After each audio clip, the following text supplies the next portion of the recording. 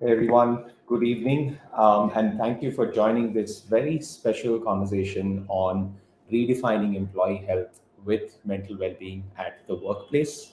It's a bright and sunny day here in Bangalore, and I'm joined by very special people from different parts of the country, and we'll get to the round of introductions in just a bit. There are so many positive things that are happening in the area of mental health and well-being in the past few years than what it used to be perhaps even a decade ago. There is tremendous pressure on corporates of all sizes to focus on business goals and productivity, and therefore work pressure never tends to reduce significantly in the current landscape. Now, to add to this, the lines of work and personal life continue to blur ever so significantly, right? And I can't speak out, I can speak personally from my experience that more often than not, work always spills over into my personal space and time. Operating around this, there are new working arrangements such as hybrid settings, leading to increased anxiety, and all of this begs to ask the question: what kind of innovations can be brought in to improve well-being at the workplace? So, for today's conversation, what we will do is we will cover how to gauge employees' current level of mental well-being. Is there a method to all of this? The challenges faced by modern employees in their mental well-being and how to solve them, and understanding the role that leadership plays in the success of mental well-being strategies that are being designed and implemented. So, for today's conversation, we have two ladies with me in this chat. We have Swati Patanke, Chief Wellness Officer from Zenoti. Welcome, Swati. Swati has been a professional in the area of well being for over 15 years. And over the past 3 years, she's played a very pivotal role in driving employee well being at Zenoti. Now, she is passionate about all things related to mindfulness and in the path to becoming a mindfulness coach. She is also a strong believer in alternative healing methods. Welcome to the conversation, Swati. Glad to have you here. Thank And thank you, Rupesh, thanks. for the introduction. Thank you. And we have Carmen Nair, who is a certified life coach, a psychotherapist, and a mental well-being speaker. As a life coach, equipped with a certification from Grow More Coach, accredited by ICF, and a master's degree in psychotherapy, Carmen coaches people to get better and improve at all levels. Across her work experience, she has noticed one thing that stays common for everyone, which is happiness and growth. And as a coach, she works with corporates, individuals, and international educational institutions. And her coaching interventions have brought about changes in perspectives, widened thought horizons, and eradicated limiting beliefs that become detrimental to progress. So, with that, welcome Swati and Carmen. Why don't Thank you. we why don't we start with a fun fact about each one of you before we dive into today's session? So why don't we start with Swati? One fun fact about you that you want to share with the audience today.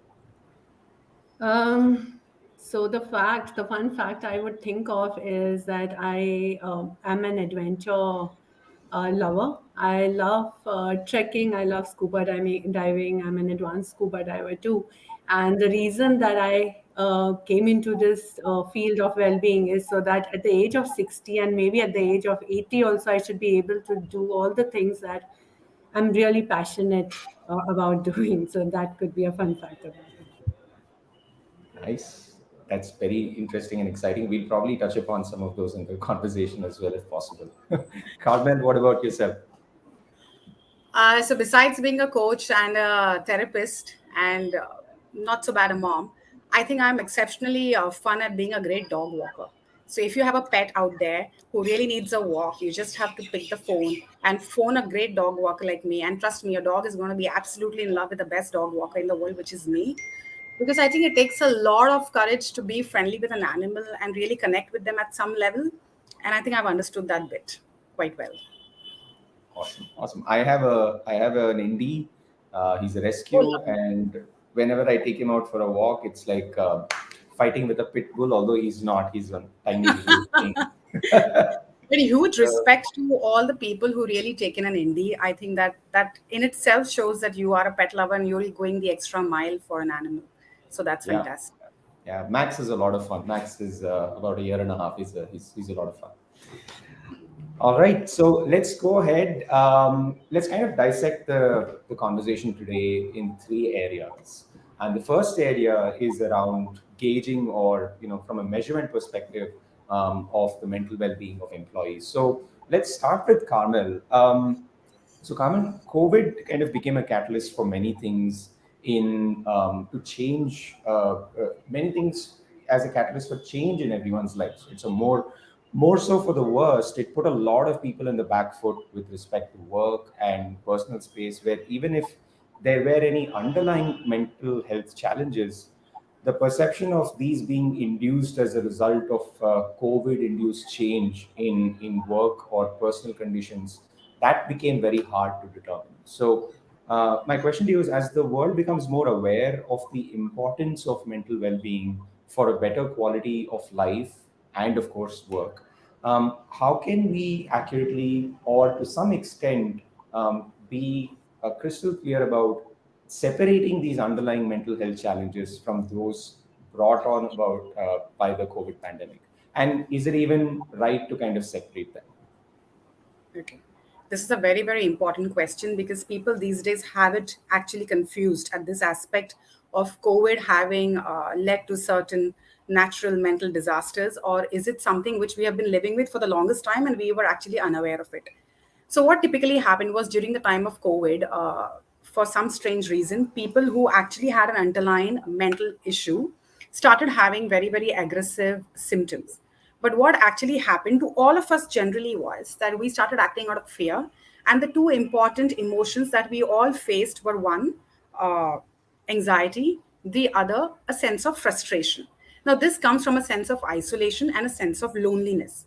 But for a person who is actually suffering from an underlying mental health condition, these are the facts with which this person has been living for the longest time. And during COVID, I'm certain for a fact that these symptoms may have gotten aggravated.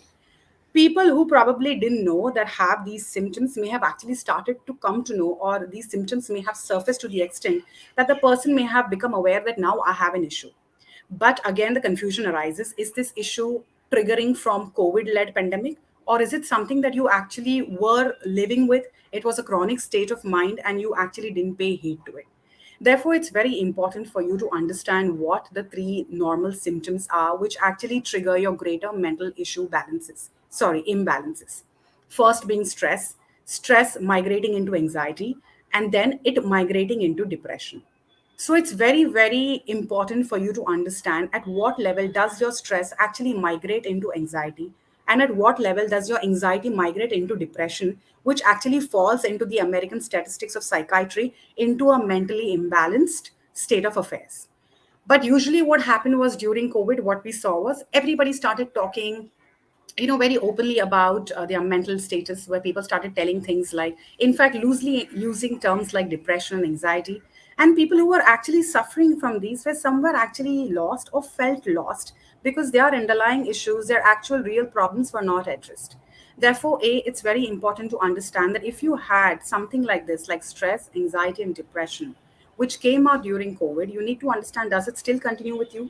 And if it's still continuing with you, then you have to get into it, get an intervention going, get a health going, assert all the kinds of programs which are around you through your organization or by individuals who really care for you, and get down to understanding the extent of the problem.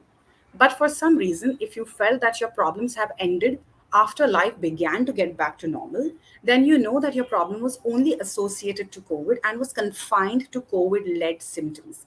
And therefore, you need not worry. Life will gradually get back to normal, and so will you. Got it. Got it. No, that those last 2 points were so critical. First, is it still lingering? And if it's not, then have you identified whether it's just COVID induced or have you been Yes. suffering from it even before COVID? Let me now switch gears. Let's follow that up with Swati, right? With awareness, with respect to how mental well-being is structured around corporations of all sizes, right? It's pretty high. It's much higher than usual these days. What begs to ask the question is, what is next in terms of education and deeper understanding and implementation? Is there a need for educating employees and employers on what it means to face mental health challenges? Because it differs from person to person. Would such a policy need to be enacted? And does it need to be a one size fit all approach, or does it need to be really tailor made around how a corporate technically functions? Thanks, Rupesh, for this question. So, first of all, I would not call it educating, though, but more in terms of bringing awareness, right? Is the need of the hour. That is what I would see it as, look at it as, right? So, even after each one of us identifying, like Carmel said, that those issues are resurfacing right now, but in corporate culture, is it still a taboo subject? Do we still feel that the employees feel that they are in a safe space, right? Where they can be vulnerable. Okay, even in today's date, society has so many myths. For example, mental health issues are considered to be weakness. People still think men can't cry. Simple things like that. There's still myths going around, and these myths are actually limiting beliefs. Like Carmel said, there are many limiting beliefs around, and people do not find a place where they can open up. Is organization providing that safe space? That is something that needs to be thought of, and how we do that is also should be a very thoughtfully done program. Like the priority definitely should be first debunking these myths that are there, so that it creates a transparent space, space wherein employees can talk about things, right, freely, identify things freely. Leaders should embody vulnerability. Okay, that is how we are going to create a space with psychological safety and trusting space, right? Um, so this is the approach I think should come forward when it comes to awareness building, basically. Got it. Got it. Thanks, Swati. I'll again go back to Carmen. Carmen has a pretty interesting test. Just as a quick announcement, we'll give everyone maybe 10 to 15 seconds to go grab a piece of paper and a pen, because this test is mostly on the lines of how do you self-assess? How do you have the tools or even the questions that Carmen puts together to really understand how you go about assessing some of those, I wouldn't say symptoms, but more so understanding what triggers some of those underlying conditions, or something that comes out far stronger than others. So, Carmel, do you want to take it away? Yes, thank you, Rupesh. Okay, now before we actually get into the test, a quick set of few questions that you need to ask yourself so you understand whether you are at a point of stress or anxiety or depression. So before that, let's quickly understand what each of these things are, so we are not using these terms loosely in our daily lives. If you see somebody who's suffering around you as a manager or as a householder, you probably can assert control and start getting into the action sequence instantly. So let's understand first what stress is. Stress typically is a tension that arises from things which put pressure on you. Now, what's pressure? When you get under the pressure to perform beyond your capability, you have a sense of pressure, and that is called stress. Now, some stress is always good, because usually in our 21st century, stress is considered as a driver, a catalyst to achieve goals. Good if that is actually helping you achieve goal. But for any reason your stress is keeping you up, not causing you to sleep, is causing distraction and irritability and lack of concentration, then you're not into stress, you have migrated to the next level. So, what is anxiety? Now, anxiety is a chronic state of worry, which means whether or not the trigger is there, whether or not your deadline has to be achieved between today or tomorrow, if you're constantly thinking about your deadline and you're oscillating between the two dimensions of past and the future, then you are undergoing chronic stress, which is actually anxiety. If your mind is throwing racing thoughts, telling you about what's going to happen tomorrow or what was in the future and what if it repeats today again, then you're not living in the moment, which means you're not living with your trigger, because trigger doesn't exist in the past or in the future. It's always in the now. Now, that is anxiety. Now, a step further, when your incessant negative thinking becomes a sound belief, say, for example, you start believing that I'm incapable, I'm inadequate, I am worthless, then your life actually starts manifesting patterns of actions, giving a rise to this belief in reality, and that is called depression.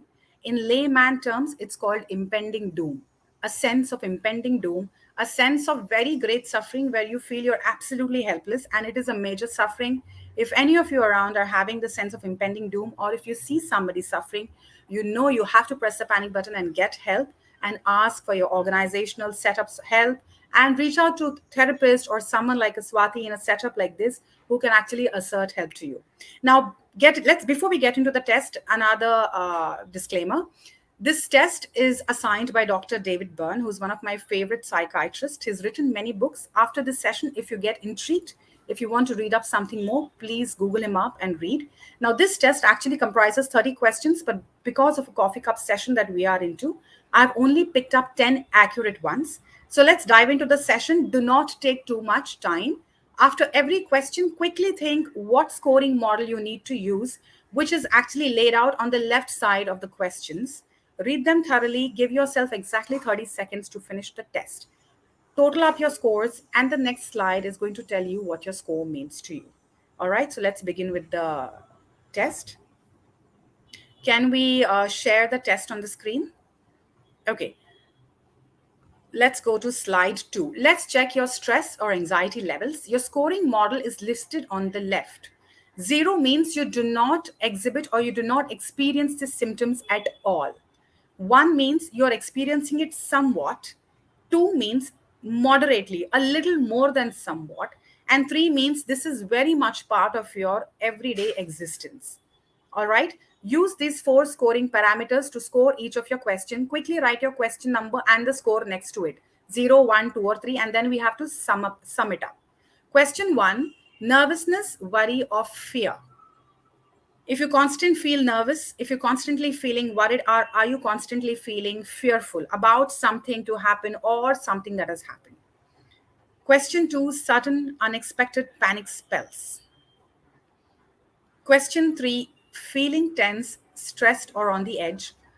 I will stop reading the questions. Please take it forward from here. If you have any doubt, please type it out in the chat box and I will resolve it for you.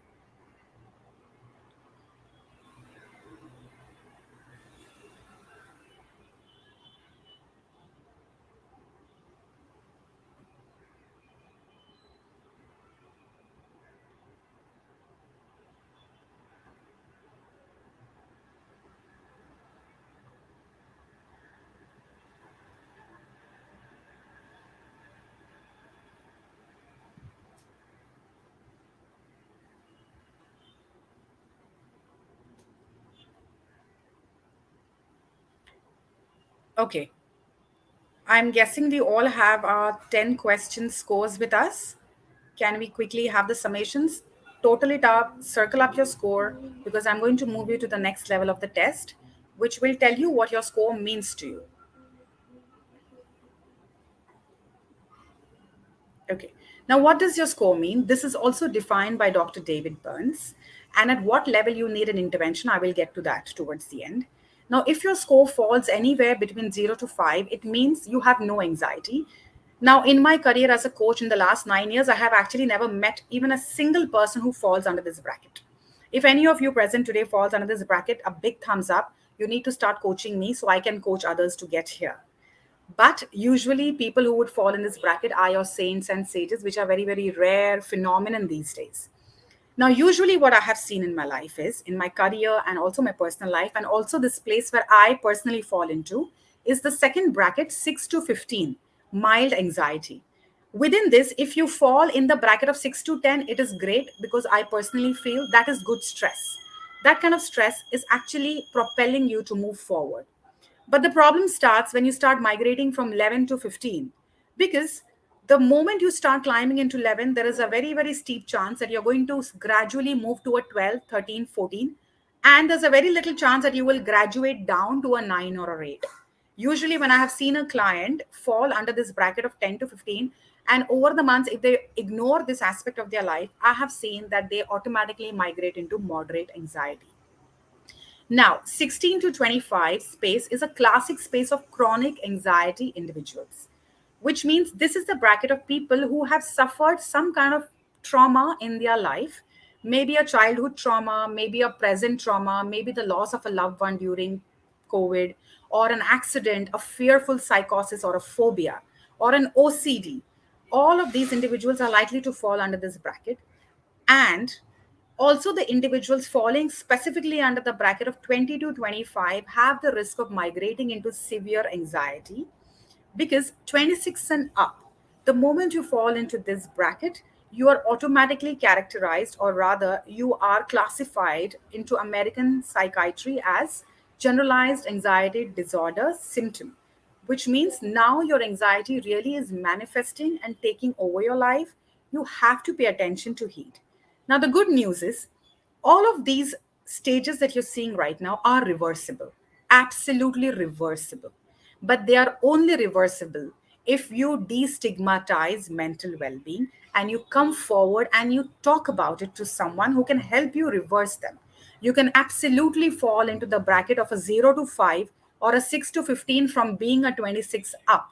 It's very much doable, very easily doable. And every individual whom I meet these days is doing this time and again. So this is how you can classify yourselves. If you feel that you have somebody in your family who probably is manifesting symptoms of anxiety, stress, or probably impending doom, helplessness kind of a stage, then you can put them onto this test. You will immediately know where they stand. You can become a confidant and give the first level of intervention then and there as a manager. Over to Rupesh. Thanks, Carmel. That was great. Thank you for that live test. I think in your profession as a psychotherapist, the more you know about an individual's current mental condition and any other contributing factors, the better could be the result of your intervention. And I'm pretty sure the test will help people who are on this live session to gauge if they need help or not. And the session will also be available on demand. So I'm pretty sure this is going to help a lot of folks. Thank you for that. Now let's move on. I think we'll switch gears into the second area that we thought would be important as a topic is while we finish gauging, we also need to go into identification and challenges that are faced by employees. I'll start with Swati. Swati, you're in a corporate. Employee assistance programs of all forms are active in many companies, but at the same time they are not yet active or introduced in many other companies as well. What's your take on employee assistance programs, EAP programs as a whole, in their current form, and what could be an aspirational goal for corporates? Thanks, Rupesh, for the question. So, the employee assistant programs, more known as one-on-one counseling, right? As a standalone practice, uh, it's not a great achievement for any organization, right? I mean, look at the utilization. What is the utilization right now? Even if an organization supports this or is connected with this, even outside organization, you'll see a lot of uh, vendors or mental health partners, pushing this through. And we have a lot of such vendors in the market. But what is the utilization, and why is the utilization so low? The question again goes back to the very basic thing that does the employee actually know why to use it or when to use it, right? Is there that kind of awareness there? Is there, is there any limiting factors for somebody to use it, right?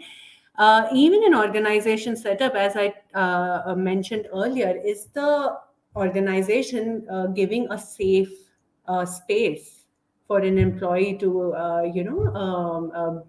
be themselves and start using such benefits. So EAP as a standalone, and for that matter, anything as a standalone, like a one-off thing that we usually do as like, okay, this month is mental awareness health month and let's do something like this. That's not going to work at all. There should be a full-fledged program and a continuous program. It should not be like a 1 month thing. It should be a something that is ongoing basis, right? It is very easy for anybody to just get into the loop of work and balancing life in middle, right? And forget about these things, forget about that there is something like this existing for them. There are tools available that your organization is giving, so that constant nudges, reminders, that needs to be there. So like I said, it has to be a full-fledged 360-degree program rather than just few standalone things over there, a well thought program. And for when I say that, we need thought leadership in this, not just through a mental health partner, but through the team that drives it. You need thought leadership in this. We need managers to get more sensitive about this situation. We need leaders to role model, because like I said in previous conversation, that we need leaders to show their vulnerability, right? Talk it out, speak up, because they're most of the employees, they look up to their leaders, and when they know that leaders are opening up, they also start opening up. They know that this is a safe space to be vulnerable, right? Lot of awareness programs, and that too specific to organization, is needed. It can't be like, okay, and this is one program that is like should fit all the organization. A more tailored approach, that is something that I should be recommending, and that is what I'm saying. EAP is an excellent support, I would say. And I think it is just a baseline that I think it every organization should provide, but it can't live up to its expectations if it is just a standalone thing. There has to be many more things backing it up. Yeah, those are important points, Swati. I think the utilization part was spot on, and that's a great measure of is it even working, right? And therefore, what kind of changes need to be thought through at a fundamental level.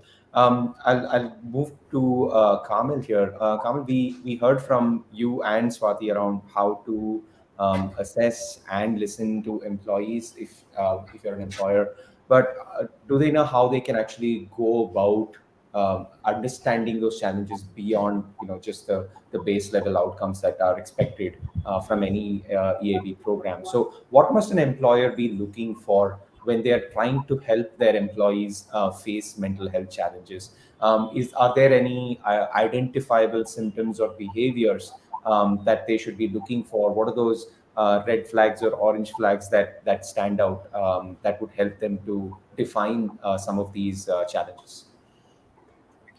Very, very important question. I'm glad you asked because I'm guessing that a lot of managers are listening to us.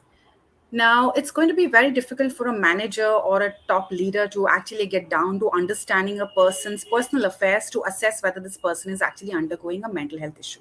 But what can you do at your level to probably figure that this person really needs help? So, I often talk about this NTA kind of a phenomenon, which stands for notice, talk, and act, and what you need to notice first. So look out for a few symptoms of these. These are not actually symptoms. These are more like a behavioral cognitive thought patterns that this person is going to exhibit if he or she is undergoing a mental health challenges. Things like you may start noticing that your employee or your manager is calling out sick a lot more than normal these days. If that happens, then you know that you have to pay attention to why is he or she calling out sick these often. Look for some behavioral changes. If there is a sudden mood high or a mood drop, if this person has a tendency to get irritated, agitated, have crying spells, or anger outbursts at the drop of the hat, you know that something is triggering in the background for this person to behave like this. Any sudden change in his behavior from what he or she used to be a couple of weeks ago to now.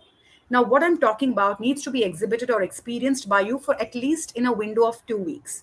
If you see this person repeatedly doing these things out, behaving like this, having an unwarranted appearance, not appearing to office tidily, unshaven, not slept, suddenly you find this person sleeping a lot on the desk, not turning up for your deliverables on time, not giving you the deliverables as needed, also a high attrition rate goes to show that the organization somewhere is a miss when it comes to the individual's mental well being, because the people who stay in and out of jobs are the most inconsistent with their thought process.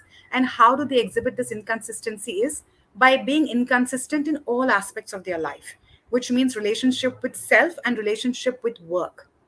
And because both of the areas are going to be compromised, if you notice these symptoms suddenly happening, persisting for 2 weeks, then you know that you have noticed something which is unusual.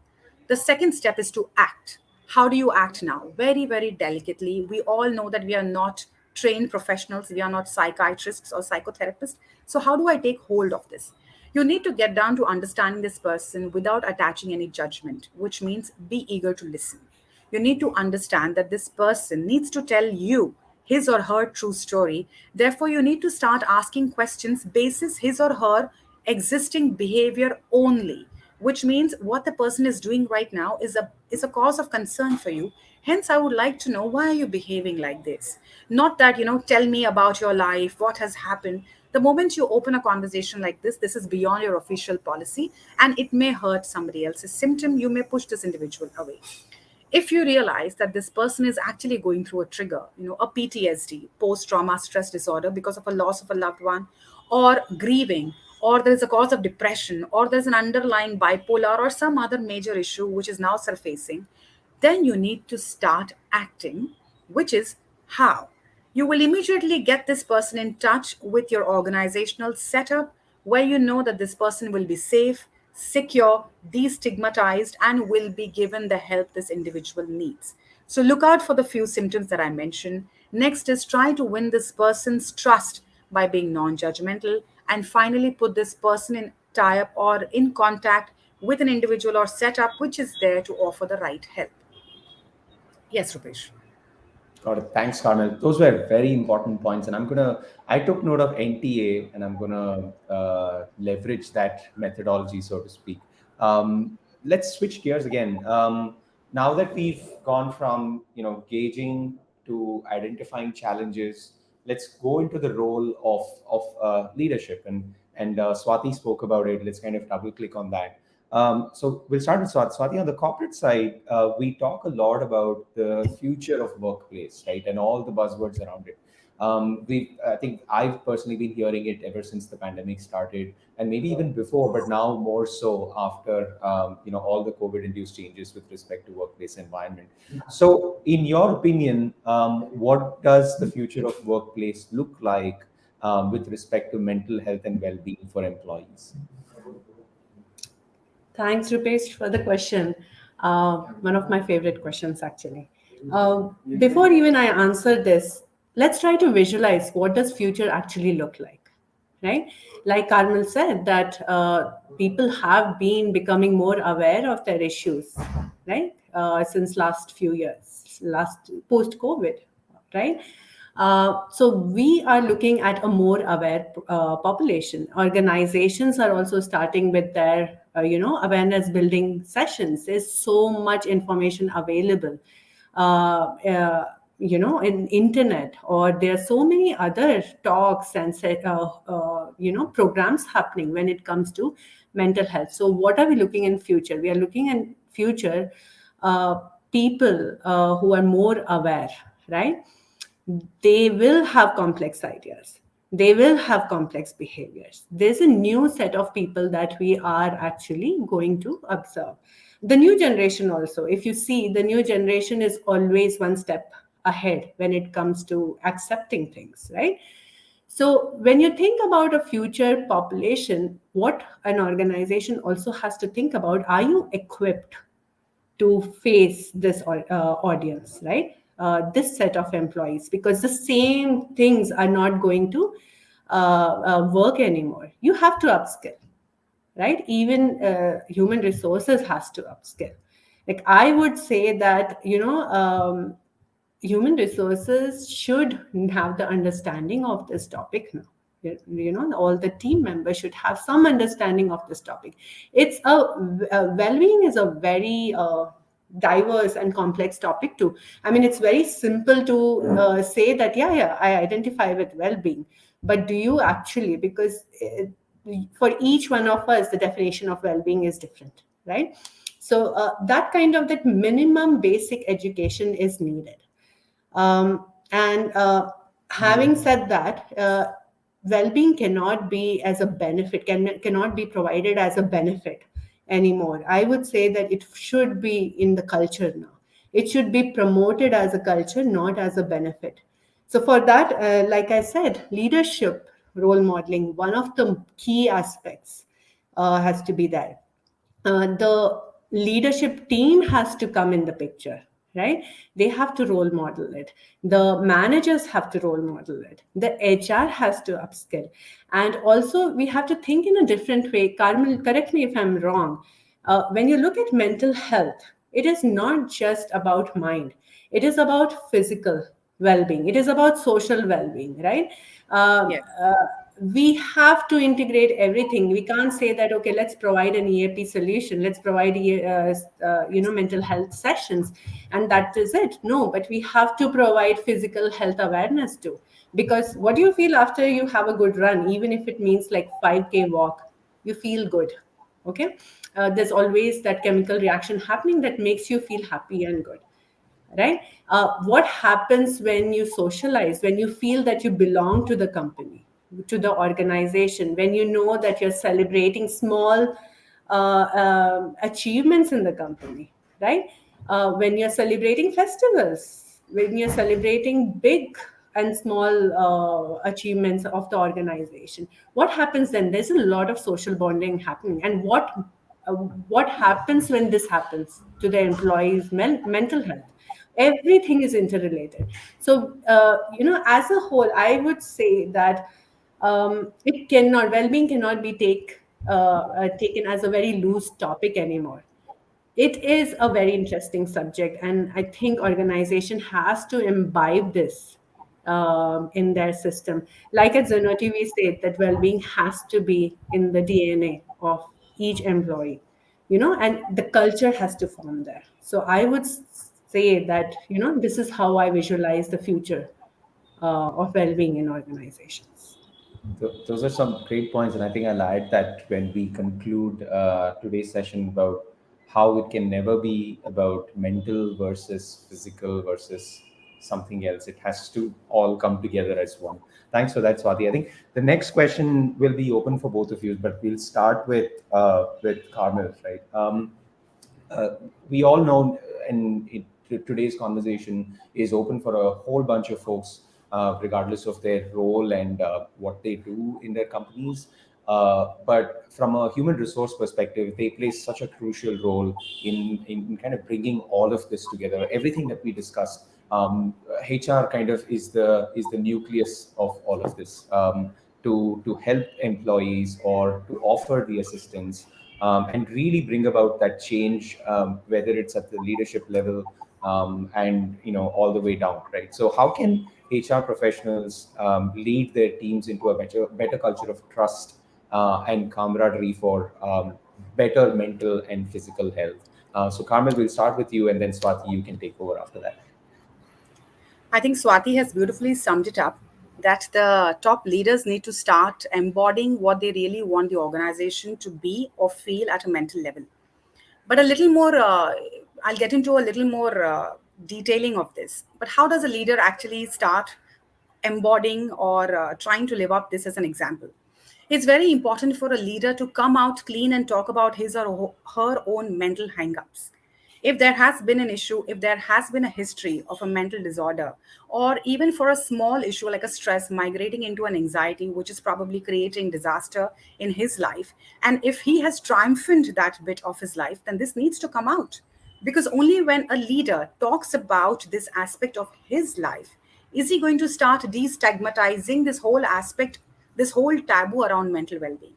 Then his managers will look up to him and feel that, fine, if my boss can do it, then maybe I can also start doing it. And therefore, talking about what you have feeling or what you have been through is very, very important. As leaders out there, start talking about your experiences with respect to mental downtime. Maybe somebody in your family has been experiencing a mental downtime and you have been at the caregiving receiving end, and therefore you need to talk about it. You need to educate your employees about it. And when it comes down to modeling, it's very important to build a certain trust. And how are you going to build this trust? We all talk about building trust, but there is no dictionary or no ways or mechanisms to build trust. It's very important to keep your judgments away. If tomorrow somebody comes to you and while this person is talking to you has a crying spell, just breaks down into tears, and if you suddenly start feeling, oh my God, what's wrong with this person? That instant, you're immediately throwing a judgment at her or his end. Therefore, it's very important to do away your judgment and establish a trust. And that's how you will start modeling as a leader what really needs to be modeled to ensure that everybody is at par at your mental well being status. Another very important aspect is to bring a sense of inclusivity, which means stop excluding, start including. Now, as a leader, I was just recently talking to a CEO of an organization. He's 67 years of age and he's undergoing high stress, basically anxiety right now because of certain decisions which are completely leveling on him and he needs to call the shots. Now, as a coach, obviously the person establishes a sense of confidence with you and you become the confidant and they're free, they're openly talking about it. But I felt that this example that I'm sharing with you right now, if this leader tomorrow goes and talks to his team and tells his team that I have actually undergone stress because of certain decision making process, and I know this is going to trickle down to you. So let's come out clean. Let's talk about it. I have hired a coach or a therapist. Even you can do that. Or you can come to me and talk about it and I can assert help. That really breaks the ice. That breaks the glass ceiling. And then we start connecting, start actually including people around us like real humans. When we make our policies more flexible, say someone comes up and says, I have been calling in sick, but actually it's not me, it's my wife who's been having these weird symptoms. I do not know how to get a hold of it. Every time I talk about it, I start crying. Offer flexibility to this person. Give him some time, be there for him, help him cover up his work by putting someone else in. Try to be there for the person. I know at the end of the day, we are all here to run an organization, to meet our goals, but your first and most important resource is a human resource. If your humans in your organization are dysfunctional, no amount of targets can be functional. They are all going to be dysfunctional. Therefore, invest in them. And to invest in them, you need to invest yourself in them. So try to model by sharing your experiences, try to model by being non judgmental, try to model by bringing about inclusivity, try to model by running anti stigma campaigns. Very important. People talk about stigma नहीं होना चाहिए, लेकिन stigma नहीं होने के लिए हम क्या कर रहे हैं?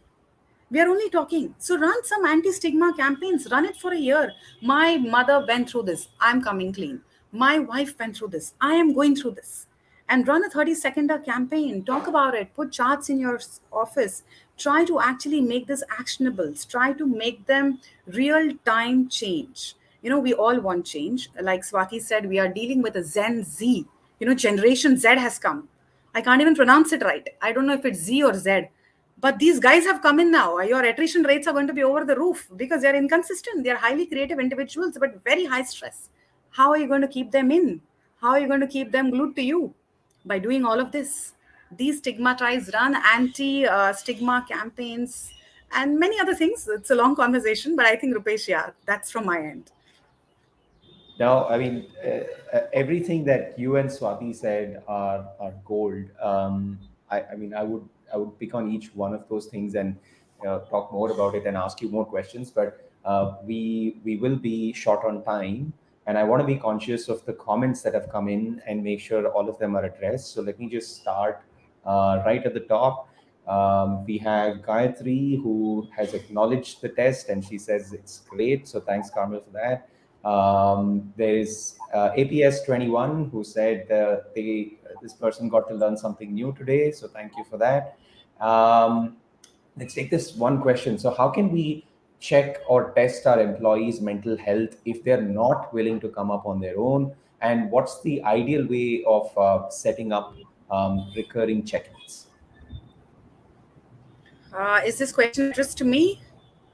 Um, uh, One of you can take it up. There's a lot more questions coming up, so we'll go with you, Carmen, and the next one we can address it to Swati as well. So when I was preparing for this session, I knew that this question is going to come. So I have a theory on it. but I'm not going to get into that. See, a very important term popped up because I think Swati will be able to second that, since I'm not office bearer, I am not a CEO like Swati is.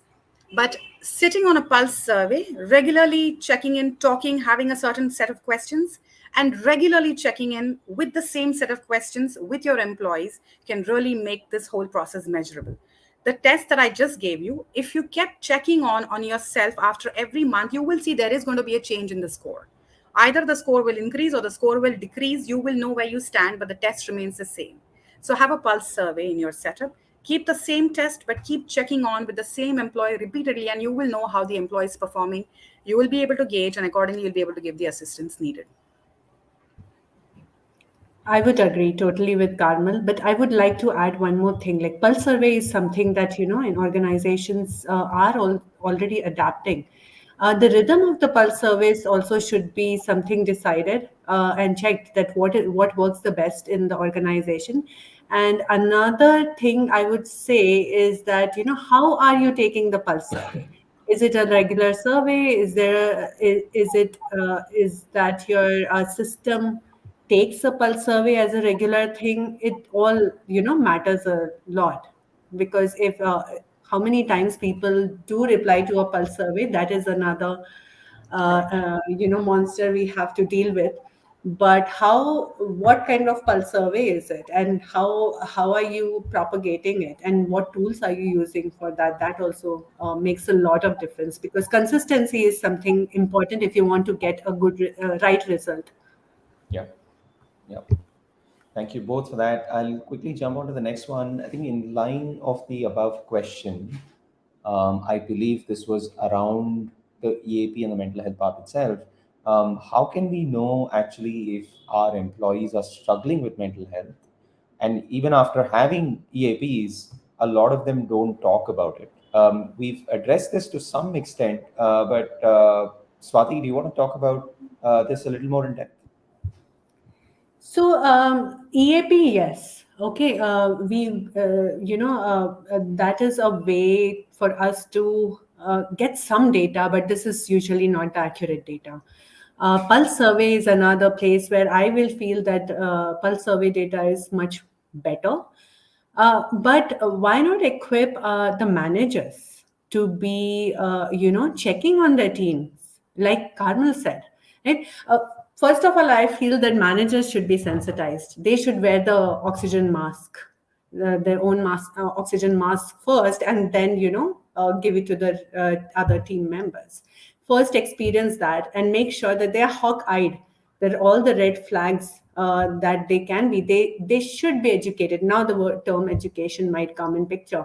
They should be educated, like to see the red flag areas, and maybe they can represent the mental health of their team, because mental health is an individual's responsibility, but as a manager there is a slight responsibility to take up for their own team's mental health. Thanks for that, Swati.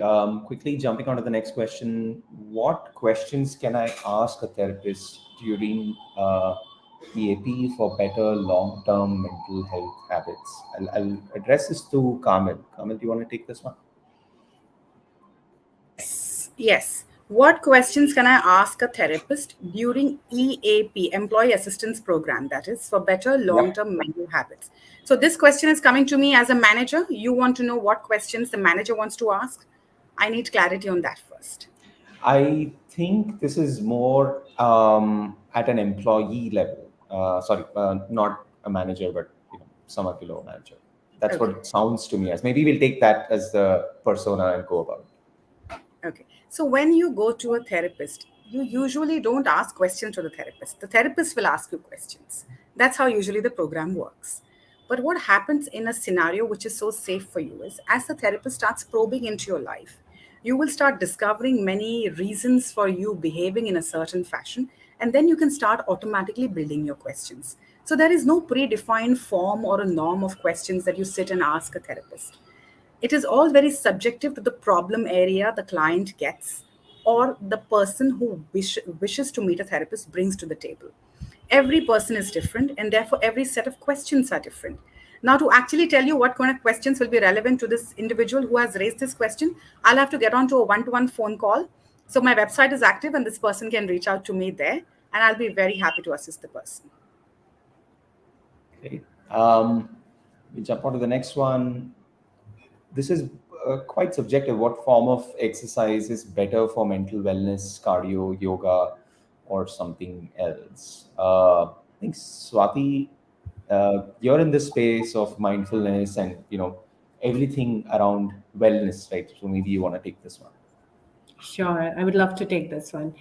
So, any exercise, any kind of movement, anything, any movement done mindfully, I think that is going to only affect mental health. So if I say that, what about runners high, right? Even like if you ask a runner, what do you feel after, exercising strenuous? What do you feel? After that they will also say that there is a place where I reach, wherein I do not think at all the thoughts are gone, and I'm in that space of just being mindless. And that is the whole concept of being mindful, right? So any kind of movement helps you, directly helps you in feeling happy. Okay, of course Carmel can go into more scientific details in that, but all the physical movements, just move. If it means moving after every 20 minutes, just move. If it means taking your dog out, move it. Of course, I am a yoga practitioner since 15 years, and I would definitely say yoga is one of the most mindfulness practice that I have come across. But I don't do yoga as a form of physical well-being, physical fitness, right? That is a something that I get out of it. I like a bonus thing, but it really centers me down. So it is up to you. Just try out whatever it is, but the basic thing is just move, whatever works for you. Just move. Nicely put. Thanks, Swati. Rahul has a question. While we all know what an organization should be doing, what can the organization stop doing to better support employee mental health? Any one of you can go. It appeals. I think it applies to both of you in your areas of expertise. See, I think a more generalized answer to this is something we can't give. For each organization has its own setbacks, right? To just go back and see what is not aligning with keeping our employees happy, and things that are not aligning should go. But for, like I said, for each, even the best organization will have its own setbacks. So for each organization, there will be something that we need to stop, and it's a work in progress. It's always work in progress, right? So being aware, being mindful of it is something that I would say uh, is needed. And there is no specific answer to this. I would say, Carmel, you can take this question if you would like to. I think what organizations really need to do is stop resisting change. I think that's the first thing. Somewhere we are so caught up in our traditional mechanisms that we have suddenly, because of COVID, realized that, oh my God, mental well being is such an important aspect of our life. Now I need to do something. But if you want to avoid that rush, then it's very important to being able to not resist the change but go with the flow.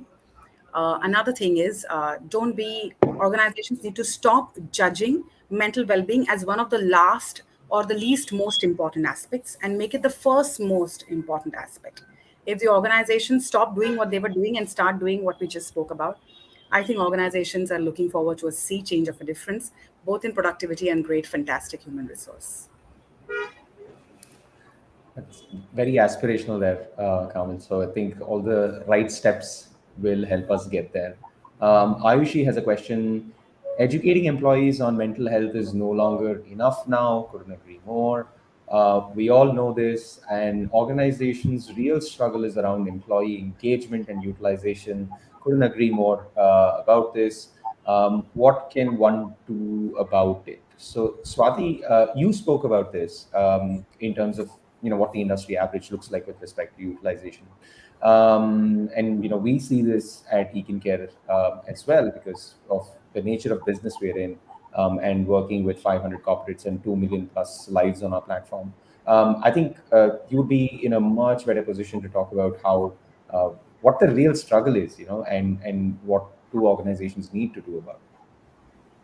Yeah. So again, going back to the leadership role modeling, leaders role modeling, it increases the participation just to another level. The minute you have leaders talk about it, okay, the minute you have leaders support a cause, the minute you see leaders picture along with something that you are going to promote, when you get a leader to sponsor for an event, for example, or sponsor for a talk, you'll see that immediately the utilization increases. And if you make it a habit, right, if the minute you see that the leaders and managers are coming in picture, people do come for them to listen, to learn. So I feel that is one of the biggest thing that we can increase utilization. Second, marketing well. We often do not market well. Okay, so we just go with a standard idea of, okay, let's have a teaser, let's have a calendar invite, let's do this. This person is coming, this person is talking. No, it should be more of a campaigning, right? How do you campaign well? How do you campaign your topics? Okay, choose lesser topics, choose to do lesser events, but just go full throttle. And that is when you'll get attention of the employees. That is what I have seen. Another place where people um, really utilize it. And the third aspect, make it fun. The minute you see that there is only one way talking, right? There is, uh, you'll see that people are not much interested. But make it more fun, make it more interacting, make it in a way that people are using their creativity, their thought process, and all. They will definitely want to attend it. So one program hits and people enjoy it, you'll see subsequent programs having a good footfall. Nice. So leadership, involvement, quality over quantity, and definitely make everything more fun. Thanks for that, Swati. Here's a last one. We have 3 minutes, and we need to sum up as well. How do you make an employee accept his or her mental health so that the curative measures can be taken up with him or her? Acceptance is a big challenge. Agree, disagree. This is for let's go with Carmel for this, and then move to Swati. Yes, this is so true right now because all the clients whom I see till date don't come to terms with the fact that they have a mental challenge. Because somewhere, as a country, as a tradition, we have always looked down upon this aspect of our life. Somewhere we discriminate between our physical ailments and mental ailment. The moment we hear somebody saying that I have had depression or I have a psychosis or a panic attack, we immediately feel like, oh my God, something is wrong with this person. And therefore, the acceptance is a real issue. And if you have to ask me, how do I help a person realize and have acceptance? The best way to do is to first normalize conversations around it, which means if you at a manager level start accepting that this is a real time problem, and if you start seeing it in a very very normal fashion, then people around you will also start accepting that this is something very normal and what I'm going through may really be a challenge, and therefore I really need to seek help. So everything starts with how you model this aspect. So the moment you start accepting it and you start talking about it, you start sensitizing your juniors, your managers around this aspect, ask them to read more about it, get more sensitive and get more delicate about this issue, automatically acceptance will start growing step by step. Now, it's a long process, but like we always say, the seas form with drops in the ocean. So one drop is good enough to help the sea fill. Swati, anything you want to add to that? I totally agree with what Carmel is saying, and this is the most difficult thing, to convince even for that my family members or anybody how to make them understand that they might need help. In organization level, like Carmel said, I also want to add the same thing, like just being vulnerable and exhibiting that as an example that okay, I also took counseling, I went through these issues and I took this, right? Those things, being vulnerable will always increase that acceptance, right? So that should be one way to deal with. And again, just a debunking of the myths that will start opening. That is how employees will start opening up. And I feel that an organization is a very good place for us to debunk, because when you think about society, it's like so big, it is very hard to get attention. But organization is a closed community, and it is very easy for us if we have the right strategy in place. It's quite doable for us to debunk. Right strategy, right people to drive it. Um, it is doable, and just it's an ongoing process. Anyways, mental health has to be an individual responsibility. We can't just say okay, go to a psychologist or go get some help. It has to come from inside, and this is the only way we can facilitate it. All right. Thanks, Swati. Just want to make sure I acknowledge Ayushi for calling out what a great session this was. So thanks, Ayushi, for that feedback. We're at the top of the hour, over by a minute. I want to make sure that I acknowledge Kamil and Swati for their time today. Such an interesting take on a whole bunch of topics, and we broke it down into three segments. This conversation is live, but it's also going to be available on YouTube. There's so much being spoken around mental health and well-being, which is great, but it can never be enough, in my opinion. There is so much stigma around it, and the more we speak about it, the more people suffering from mental health issues would feel the need to, like we said, gauge, understand their challenges in the context of work, and outside of work, speak out and seek all the assistance that employers today are offering to their employees. I'd like to say that there's no business like the people business, alluding to what Kamil was talking about. If you don't fix the human aspect in the organization, nothing else will get fixed. And there is nothing like holistic wellness, to some of what Swati said. It's mental, physical, and even financial, to be honest. So, with that, I'd like to thank everyone for taking time to be a part of this wonderful conversation. There's more such conversations coming up on the Econ Care channel, so please stay tuned. And we'll see you all. Have a great rest of the week and a long weekend ahead. Happy Independence Day and festivities all around August. Take care. Bye bye. Bye bye. Thank you. Bye bye. Thanks, everybody.